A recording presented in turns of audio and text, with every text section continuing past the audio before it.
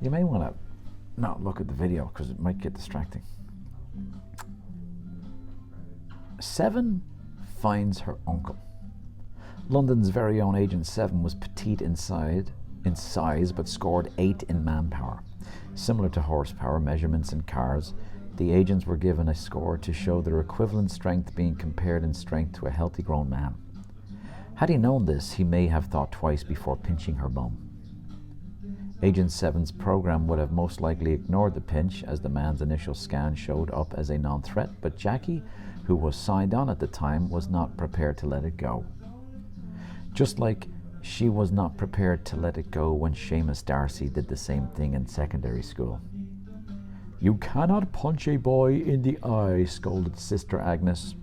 "But he slapped my bum, sister." The nun shook her head and closed her eyes.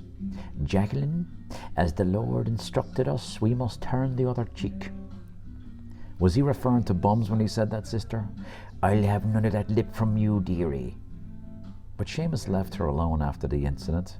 It was less his purple eye and more the fierce slagging from the lads that caused Seamus to rethink his flirtatious approaches to Jackie and other girls. Marion College Boys' School had signed up with Haddington Road Girls' School to have an exchange program. A handful of girls would come to Marion to take some classes and vice versa.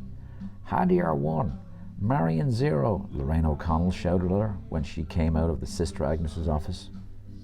She was reminded of all of this when, through the miracle advanced technology, the pinch placed on Agent 7 at London could be equally felt on a distant arse across the Irish Sea.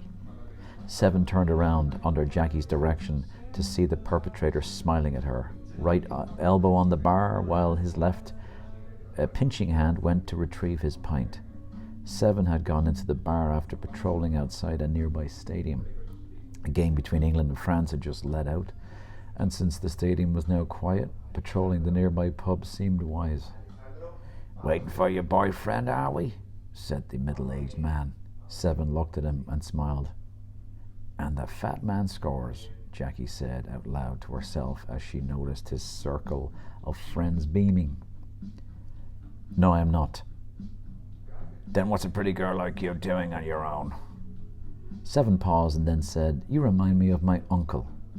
This elicited a roar of laughter from his friends. "Uncle Harry," one of them said. "Did you ever sit in your uncle's lap, love?" asked the man. "Many times," said 7. "Well, would you like to sit on Uncle Harry's lap?" 7 nodded in the affirmative, to the shock of Harry and all his friends. 7 moved towards Harry and straddled him, her skirt coming up to her hips. Harry and his friends could not believe his luck. "May I hug, Uncle Larry?" "As tight as you want, love. As tight as you can." And so she did. As Harry's 3 friends were unable to loosen 7's grip on their friend, the barman came to the other side to assist. With no luck, 7's arms and legs were around the man like a vice grip. Stop it, he's turning blue," said one of Harry's friends, hoping the petite girl would respond to mercy. "Enough," said Jackie, after monitoring the man's vitals on screen, realizing they were now reaching dangerous levels. 7 left a £10 note on the bar. "That's for Uncle Harry's next 2 drinks." She knelt down on the ground, kissed him on the forehead. "You are a great hugger, Uncle Harry." She left the pub at a fast pace, barely making out mutterings that sounded like derogatory terms for a woman.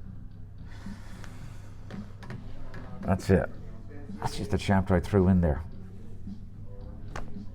It doesn't connect. It doesn't really connect with the storyline, but it was just funny.